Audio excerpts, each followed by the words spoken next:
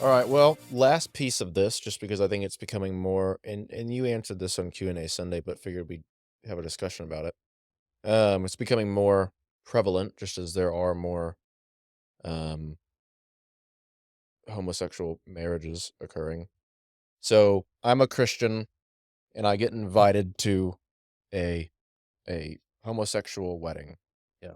What should one do?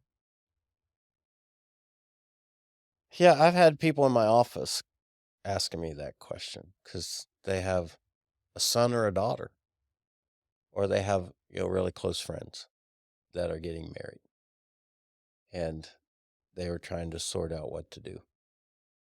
And I said, I can't tell you what you should do. You really need to prayerfully consider the implications of it all and listen to the lead of the Spirit in your life.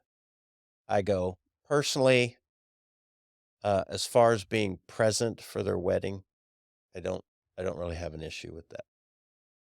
Essentially, one of the messages that you're conveying is, I love you. I'm going to celebrate things that you celebrate in your life. Um, and by that demonstration, um, I retain the potential of having an influence in you because I'm showing you that I love you. So if by not going to the wedding, I create offense and I create hurt and I create anger, they never want to see me again, never want to talk to me again, then I cut off the possibility of having a Christian, influence of the gospel in their life. So that's one perspective.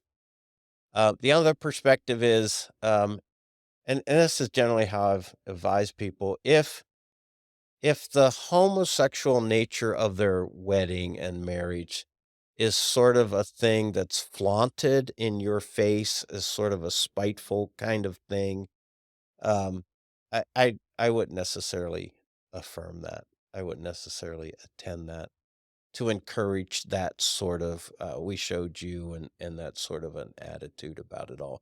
And those are generally the two scenarios that people are asking me about what they should do. For instance, if they have a son or a daughter, and it's really been a point of contention, and um, it's really been kind of a, you can't tell me how to live, and I don't care what you think, and I don't, um, I don't want you a part of my life. Then I'd say, your presence at that kind of a ceremony is, it's just, you're just gonna create odd vibes for the day. You're not really creating something that's, you know, mutual and positive. So if you feel like there's that sort of, you know, resistance and rebellion and um flaunting of look at what I'm doing, though I know that you disagree with it, then I'd just say avoid it. Does that make sense? Hmm. So that's generally been my posture. And to say it's a tough situation to try to Yeah, 1,000%. figure out. I think that, um, and again, I haven't been in this scenario, and I know if it was like my son or my daughter or something like that, it would be so difficult. But I also know that my son and my daughter, they would know my position Sure. on it. Yeah. And if I went, I would want to make sure that they knew, "Hey, I'm not here because I'm here because I Yeah. love you. I'm not blessing the ceremony," that Yes. kind of thing. I'd say that probably in my head is almost a requirement if you're going to attend, Yeah. is that the people know, in a loving way, but just like, "Hey, like, it's important for me that you know this," Right. you know? Yeah. Yeah, and that 'Cause I has I think genuinely, if they don't know, which if it's somebody in your family, they're probably gonna know, but if right. somebody in your family but they don't know, I think attendance probably is at least an assumed affirmation. Right. Right. Whether or not it is real, it's definitely assumed. Yeah, and that's why I say it's a dicey thing and it has to be prayerfully considered and to say, what am I affirming? Mhm. What I'm affirming is I love you. I want the very best for you. I also want to maintain a kind of rapport with you that allows me to speak into your life. I'm not here because I approve of this arrangement. I'm here because I love you. Yeah. And um, I think if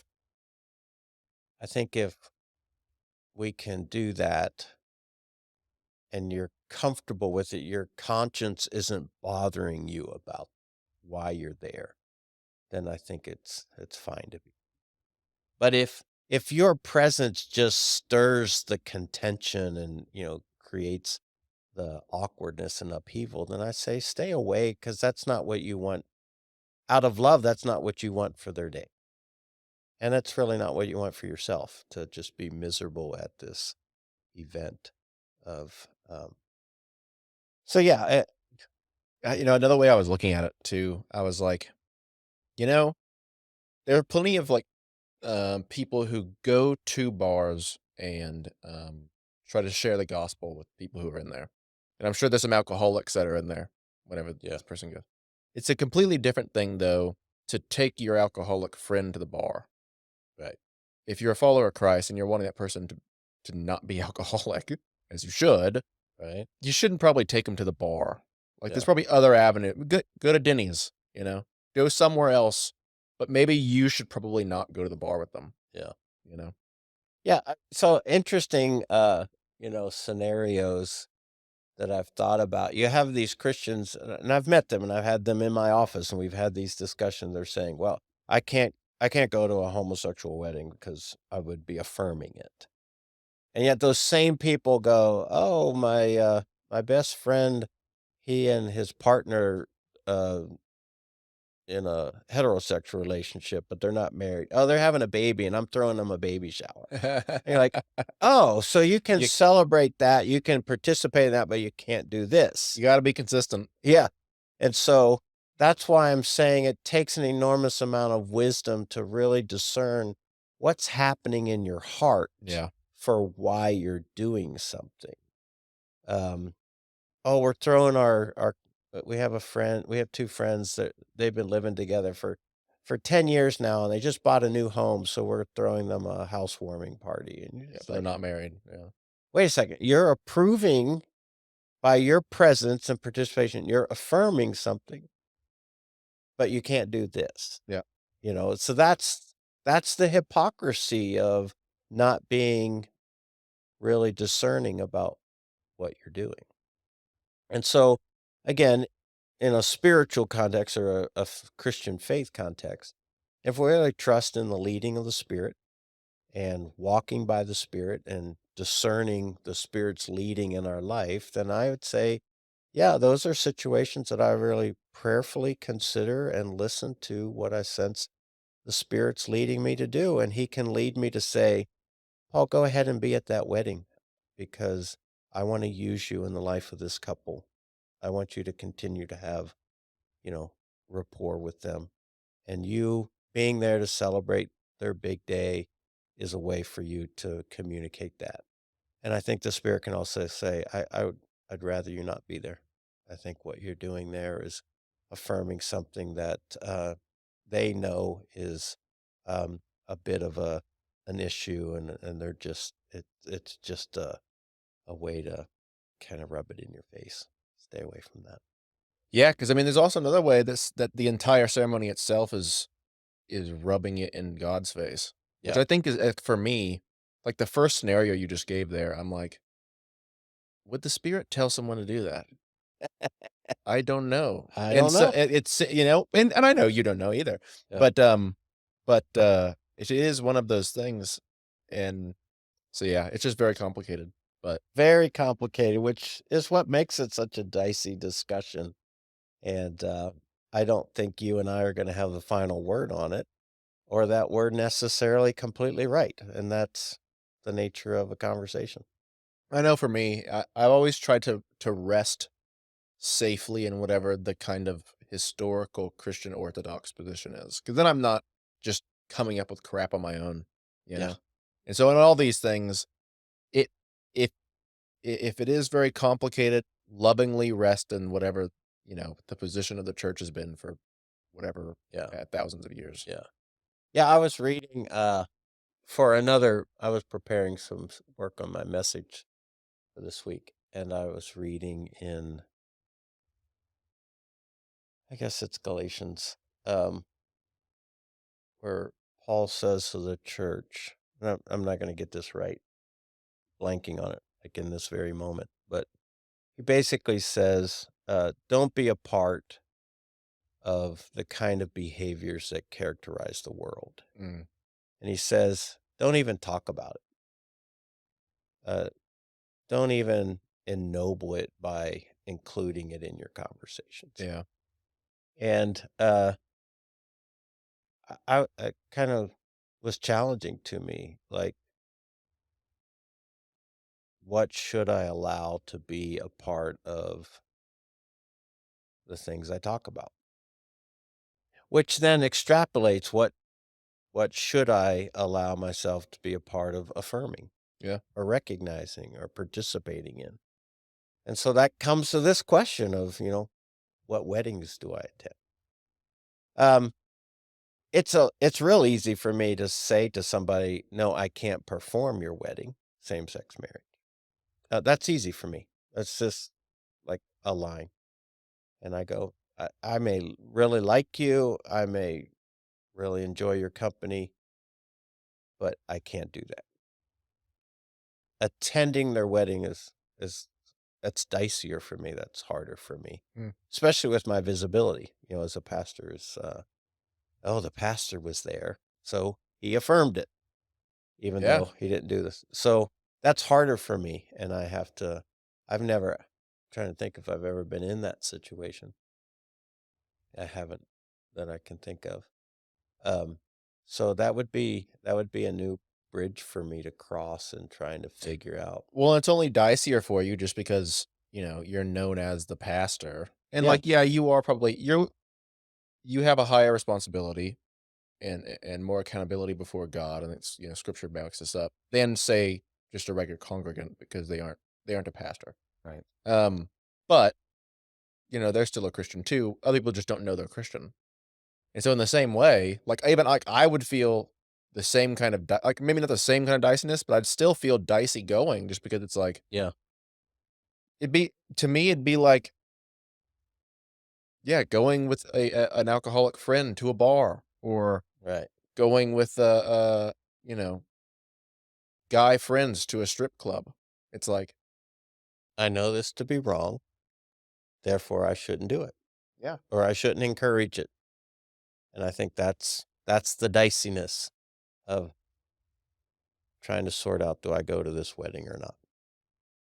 yep, And, I sat in my office, this is probably 2 years ago, with a couple, and it was their son who was getting married, and, they were really torn about whether to be there or not, because they certainly didn't wanna cut ties with their child, but at the same time, they were really, really nervous about what they were affirming, and, I think, when they left my office, I was saying, you really need to allow the Spirit of God to guide you on making a wise decision." I didn't tell them yes or no. I gave them the 2 options.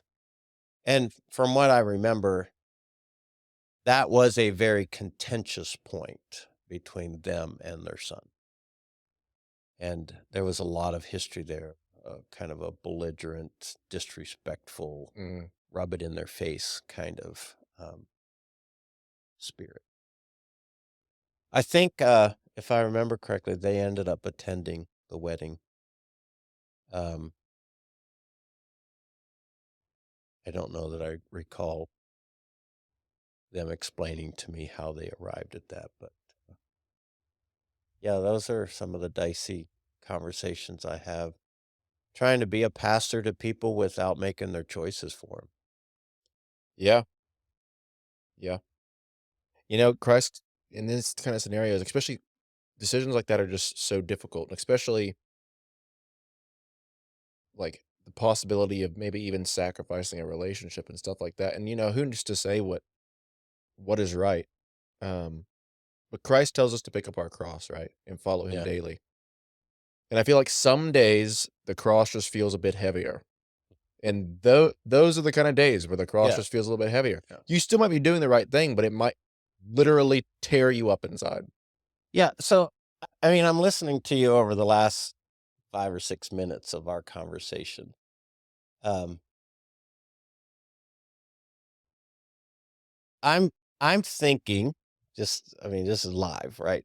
I'm thinking you and I may come to different decisions about what wedding to attend or not. Yeah. Yeah, and here's what I'm hearing from you.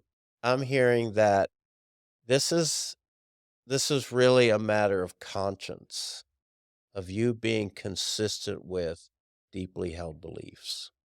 Being consistent is incredibly important to me because It is. it it tears me up Yeah. inside.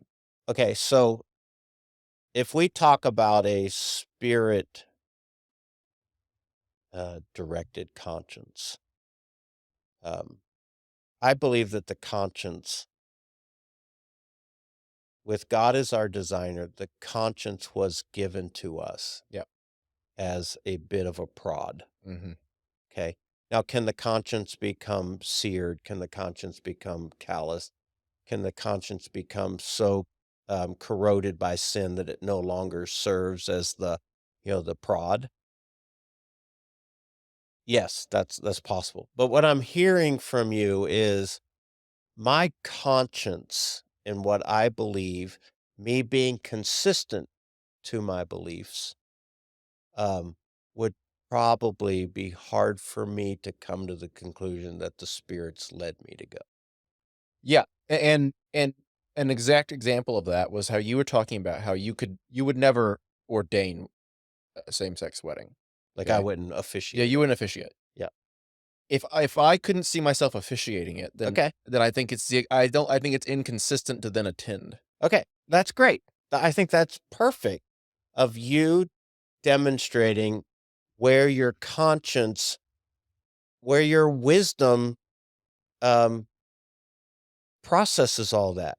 And I love how you just said that. If I couldn't officiate, then I shouldn't attend. I love that. That was instructive to me. Like, as your friend and your brother in Christ sitting across the room from you right now, I was like, he's got a really good point Mhm. that I said I wouldn't officiate, but I might attend. And I was Yeah, like, wow, that's really good information for me to consider, especially in light of the fact of the role that I have in a community where people recognize me to be the pastor. So, would my presence communicate more than perhaps I was aware of? And I mhm, have to live in the awareness of what that communicates. So that I mean, I thought that was really helpful. And I love the consistency of your convictions about that. And really, at the end of the day, I think every Christian should live there. This deep devotion to my convictions and being consistent with them. Because if that if that was the way that we lived, I think it might alter a lot of choices that people make that are yeah. really inconsistent. Well, and, like, I live completely inconsistently all the time, Yeah, right? Of course, we all do. yeah. But you know how, like, you know how and it also whenever you think about the function of the attendees to a wedding, like, they're supposed to be there to celebrate the union They're actually before there to God, be right? witnesses. So there to be witnesses, yeah. Yeah, Because used to, they would ask, "Does anybody have a problem? Speak now." right. If I went and then that was granted, they don't do it anymore, but, like, that question, it goes to show, like, the function is a witness Yeah, to support the union, the covenant, yeah. and, Yeah, I mean, I've you know actually made that a part of the wedding ceremony, I would say, um, to the couple as I'm kind of preparing them to share their vows. I'll talk to them about the fact that, um, these people who are seated behind you, your friends and your family, they're about to hear you say, "I promise." They're about to witness your vows. And I mean, this is a line in some of the messages that I doing a wedding ceremony, I'll say, "These will be some of the first people who will be able to someday say, 'But I heard you promise,' when you're thinking about breaking the promise." Yeah. And then I say, "God's the unseen guest at every wedding, and he pays particularly close attention to the vow that you're about to make, and he'll be the first to hold you accountable to." Mhm. Yes, they're witnesses. Yep. So, I thank you for your thoughts there. That was very helpful to me. What I'm here for. That's what I'm here for. Occasionally, something good will come out. No, lots of times good stuff comes out. No, I admire, you're a deep thinker. You're a very broad, big reader. You're a much better reader than I am. I've fallen out of practice as of late, Have but you? yeah. Um, but I've heard you on many, many occasions back up your positions Mm. with really intelligent information and, reading, and I really admire that about you, and again, the fun thing about that is you're what, 20, About to be 26. 26, so very mature in your years as far as kinda your intellectual capacity to think well Yeah, and to think consistently. it makes conversations and arguments with people my age incredibly frustrating. I can imagine. Yeah. But, Yeah. I can sit down with 60-year-olds and be surprised at Yeah, that's true. I shouldn't what even say people my age. what Yeah. they know and don't know, and, um, it's interesting how many I don't know, maybe it's the nature of the ministry of our church, but it's amazing how many people have such a very small awareness of really the guts of the scriptures that we're trying to guide and shepherd and lead. And again, maybe we had just attract kind of the new, inexperienced, or long term churchgoer who just now taking seriously and understanding the scriptures. But um, I see it a lot. And that may be why topics like this are of such interest to them on a Q&A Sunday, because they don't know, or Yeah. they don't have the convictions, they don't have the consistency of logic about this thing, so they're saying, and I didn't see all the questions, but the questions are like, "How do I navigate this with my friend? How do I help my children navigate it?" Because they're seeing it all across, school, and how do we they're asking, "Do I go to this wedding or not?" And what that demonstrates is I just don't have the biblical or spiritual information to make a wise decision. And they come to us asking, Yeah. "Can you give me some guidance on all that?" And Because so, culture's telling them something every single day. oh yeah, and And the it's opposite. the opposite. It's It's not Scripture's yeah, position, it's not the Lord's position. And so I think that, the church, capital C, really, um, drops the ball whenever they refuse to speak into these things because then the only people that are discipling the congregation in that area is the right. culture. Yeah, and I've had people say to me, "Paul, just avoid these topics. Don't talk about because they create all sorts of reaction. Just Yeah. avoid them." And I go, "Well, if I avoid them, then the only people speaking into their life are people who have no biblical or godly perspective on it. And so, what are they learning from them?" Yeah, Sir. well, in our culture, I'm not getting into how or why, but our culture is going to start seeing the result of people who knew better refusing to speak up, Oh yeah, and it's gonna be ugly. yeah, So, it already is. yeah. Well, good discussion. Great discussion. I think so. I feel a little like the second half of the discussion was even more profitable for me personally, than kind of the main topic that we came to talk about. Yeah, Um, as parting thought, I really it does. It pains me to think that there will be people who will listen to this podcast and they'll they'll not grant me or you the kind of heaviness or sensitivity or sincerity that we felt about trying to balance grace and truth. Um, that's the part of my job I don't like, is that I'll immediately be criticized for the fact that I just didn't say what a lot of people want to hear me say. But to know that it didn't come from a point of any kind of glory or satisfaction in, saying something they didn't want to hear. Um, so I know, I hope that, The opposite. It came from a place of love. yes, I understand that, but our Yeah, society doesn't sure. make that same equation nowadays. So, if anybody's listened this far, and, please understand that, if I said something here that you don't agree with or that hurts your feelings, it wasn't because I was trying to be mean or because I'm trying to be insensitive to you. I have a responsibility before God to say things that I understand the scriptures to teach, and I hope that if we don't have a relationship, that you could just assume enough about the intentions of my heart to be able to say, I love you, love to be a part of helping in any way I can to sort out this thing with you. But um, I don't know. It's kind of where I end. Yeah. Oh, All righty. you said it for me. Good. All right, everybody. Thanks, and we'll see you next time.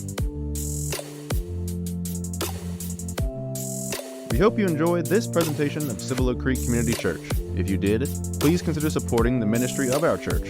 Your donations make a difference. To check out more resources or to share a gift, please visit us at cibolocreek.com.